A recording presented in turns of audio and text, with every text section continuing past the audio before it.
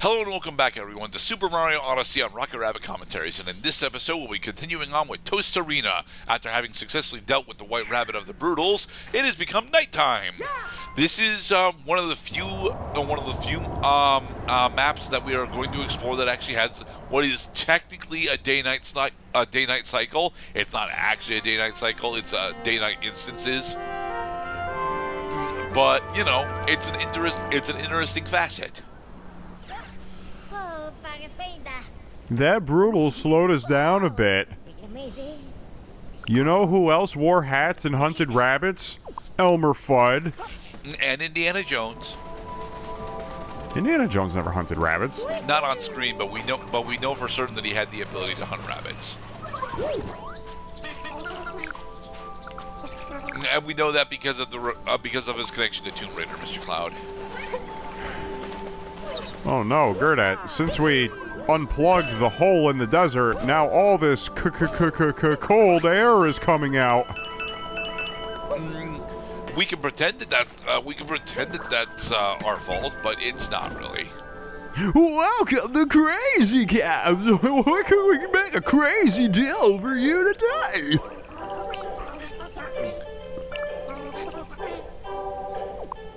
As they wait, we can upgrade our hat. We can't upgrade our hat. We can change our hat, but we can pretend to be an employee of Crazy Caps if we want to. We're not going to, but we could pretend. You can just buy power stars here. I mean, you can just buy power moons here. Isn't that crazy? Yes, very crazy. For post game, you can actually buy an unlimited amount of power moons if you're willing to spend the coins on it. It's how you were supposed to get to 999 power moons, because the game only has technically 800 unique power moons in it. Oh, really? Only 800? Yes, only 800. This is to remind our viewers, this is a 3D game franchise that began as a 2D game that very early on set the bar for completion in a game at between 100 and 120 power stars. Specifically, Super Mario 64 caps out at 120. I think Super Mario 64 DS actually goes to 140. So we could see that Mario has expanded its bar for excellence as Pokemon has expanded its bestiary of Pokemon for the Pokédex. Not really. There is a specific reason as to why Super Mario Odyssey goes up to 800, and you're not going to like this reason, Mr. Cloud. Are you ready? Is it because every freaking level in this game has like 25 power moons?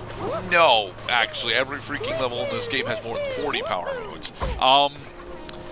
The reason why is because Tears of the Kingdom, very specifically, was coming out around the same time that Super Mario Odyssey was, and the primary design aspect for collectibles for Tears of the Kingdom was, hey, everything you do can get you what is potentially a small piece of progression.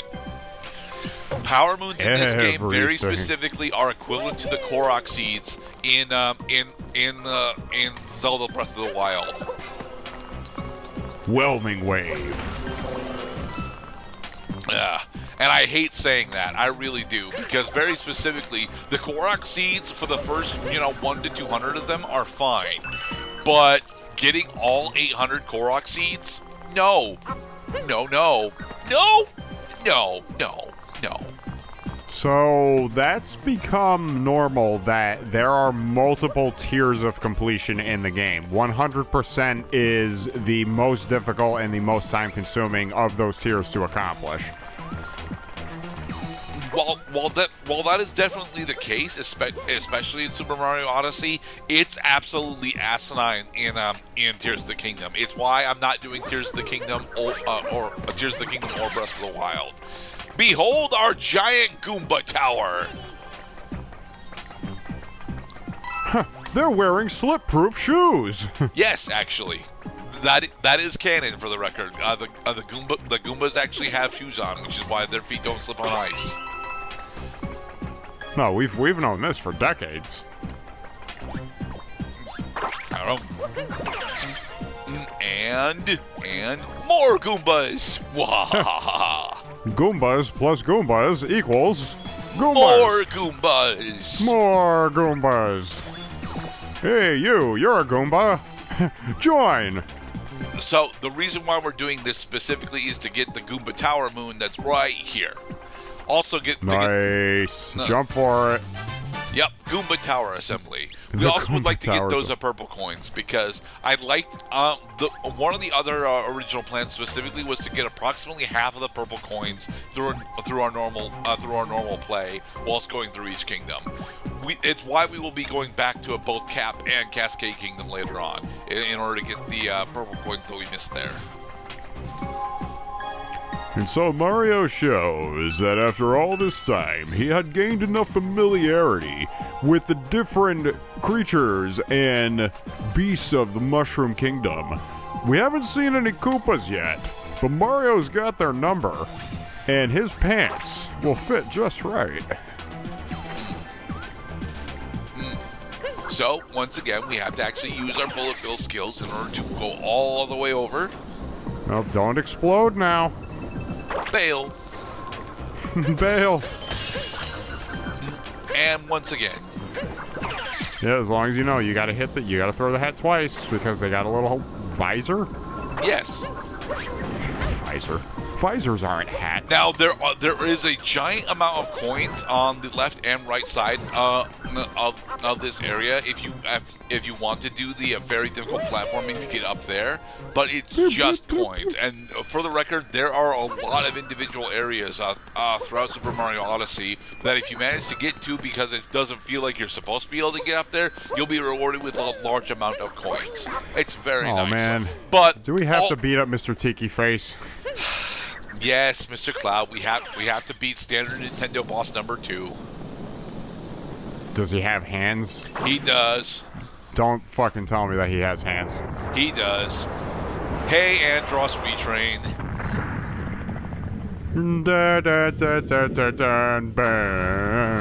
It's Wham Bam Rock, except it's, more Aztec than Wham Bam Rock was, which is weird because Wham Bam Rock was already quite Aztec, so... Oh, here comes the giant fist. So, what you need to do specifically is bait. Okay, each of the bosses actually does have a name. I do not remember what their names are, so I'm just gonna keep referring to this one as Wham Bam Rock. What you need to do is Wham Bam. What you need to do is bait Wham Bam Rock into doing his ground pound on the ice platforms that are around, and he will actually that will actually stun the individual fists. And when he does so, then you can use Cappy in order to possess the fists and attempt to charge at him, like Stop so. hitting yourself.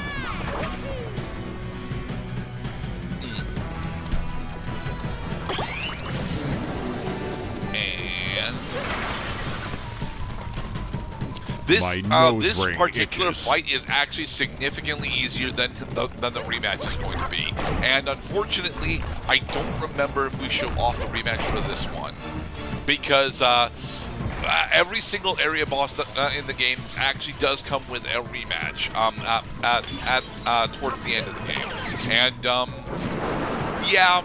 I actually think that the rematches are definitely worth showing off. I just forget if I do show them off because we don't actually spend I don't think we actually spend all that much time in the area where those rematches are hosted. But for defeating Wham Bam Rock, we get another multi-moon. Oh, that's a real slap in the face. It's a punch in the face, Mr. Cloud. A punch in the face. Yeesh. High five, Cappy. We got him. Seriously, it does look like a bunch of bananas. It does.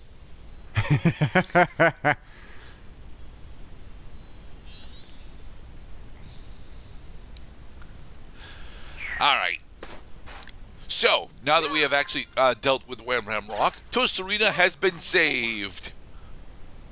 Oh, so now all the ice is melted, so now we gotta go back through the map. There's still a little bit of ice next to the Odyssey. And then there's going to be a little Dia de los Muertos guy standing next to it and say, gee, you'd think that this ice would have melted right now, but you're going to need a special ice melter if you want the power moon under this slab. No, None of the. Well, that's not true. There are several power moons that were hidden underneath the ice. Now that Wham Bam Rock is dealt with, we can actually go and attempt to get. But I think we are just going to leave Tostarena from here, right? Yeah, we're gonna move on to our next kingdom. But as Cappy points out, we now have the ability to go to 2 different kingdoms. We're gonna go to Lake Kingdom because Lake Kingdom is significantly simpler than Wooded. Wooded Kingdom is arguably the second largest kingdom in the entire game, and it's mostly due to it's a mixture of verticality and alternate areas that are wrapped in it. So, yeah, we're going to Lake Kingdom because it's simpler. Now let's go over a little tutorial over some T. T is for tutorial. And transitional cutscenes.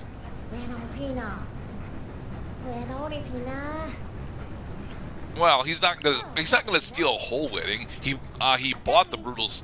He bought the Brutals after all. The teacups are hats. Yes, they are. I didn't notice that before. Is there anything in this place that is not a hat? The curtains aren't hats, although the curtains have hats on them. You know what books wear to keep them warm? Scarves? They wear jackets.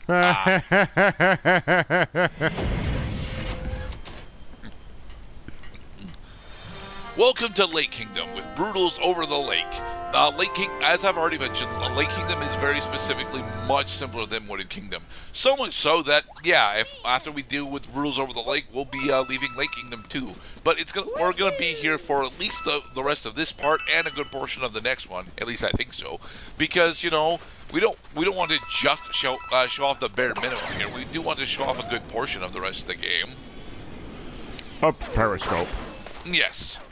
There are a bunch of power moons tied to the periscopes, believe it or not, and they usually involve you having already successfully saved the individual areas before you can actually get those power moons. So we're not going to be showing off many of them, but they are pretty cryptic.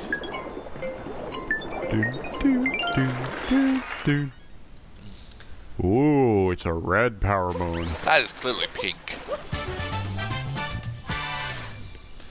Like a little more pink. orangey. Oh, don't you want to talk to the mermaid? But there are coins to collect, Mr. Cloud. And zippers to use. And so Mario had lost his pants. There's a power moon that shows up exactly here later, which is why I'm showing that off. So you have to unzip the cavern, and then you can reach into the pants for the moon. Okay. Yes. Okay. I see where this is going, Mario. You are trying to make me laugh, and it's working. Some more purple coins.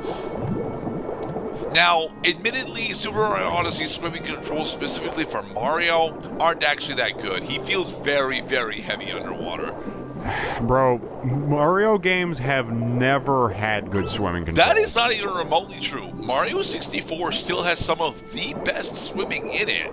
It's just that the 2 levels that you do the swimming in are way too fucking big, so you never feel like you're actually going all that fast, despite the fact that you're actually traversing at quite a good clip, and you don't feel all that heavy whilst you're swimming. Odyssey Mario feels extremely heavy while he's swimming. Well, because Odyssey Mario is actually sinking in the water as he's going. Yeah. Which I might have to check the buoyancy on our little Italian plumber here, because bodies with lots of air in them will float. But if you change the amount of air you have in your lungs, then you'll start to sink. So the question is, does Cappy need to breathe? Is Mario actually human? Explicitly no. Mario is a resident. Mario, Peach, Daisy, and Luigi are almost. And Waluigi and Mario are very explicitly not human as of this game. Well, if they're not human, then what are they?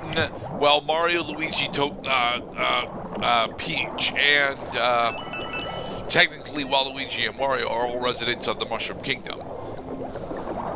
But we do acknowledge that these are sexual multicellular organisms, hence they have baby Mario. And baby Luigi, baby Rosalina. And baby Luigi, who are both canon characters. Now, baby Rosalina is not technically canon, believe it or not.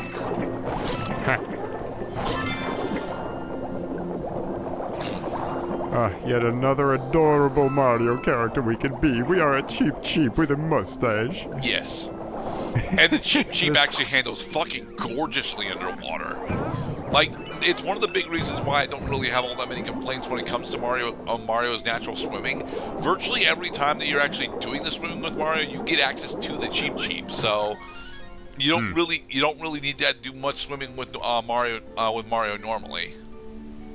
We have to follow that Lapras with the top hat, don't we? Dory? We don't really have to follow her, but she will eventually be the shop. Not this Kingdom shop, but a later Kingdom shop will actually be tied to Dory and her partner. So far, this game definitely takes the cake for most adorable Mario game in 3D yet. I am inclined to agree, simply because, I can't really say that Mario Kart Double Dash or Mario Kart 8 are honestly as adorable as this. So, well, because like back in my day, like when you wanted to in cartoons, when you wanted to indicate that a character was taking on the attributes of another character, like let's say that the controlling character had like pigtails, then whatever object or character that character was controlling would also have pigtails, so you know it was them. In a very similar fashion, we know that it doesn't look like Mario, but it is Mario. Mostly because of Cappy. In the next episode, we will successfully complete the rest of Lake Kingdom. Also, here's Talkatoo. We will be abusing Talkatoo off screen and much later on. Boy, these characters have a lot to say. They have a decent amount to say. I wouldn't say it's a lot, though. It's like, all right, everyone, who asked safe. You, mermaid character? Just want to open up this zipper before we head out. Always remember to zip up your pants after you use the bathroom. Nobody wants you checking your crotch as you're walking around.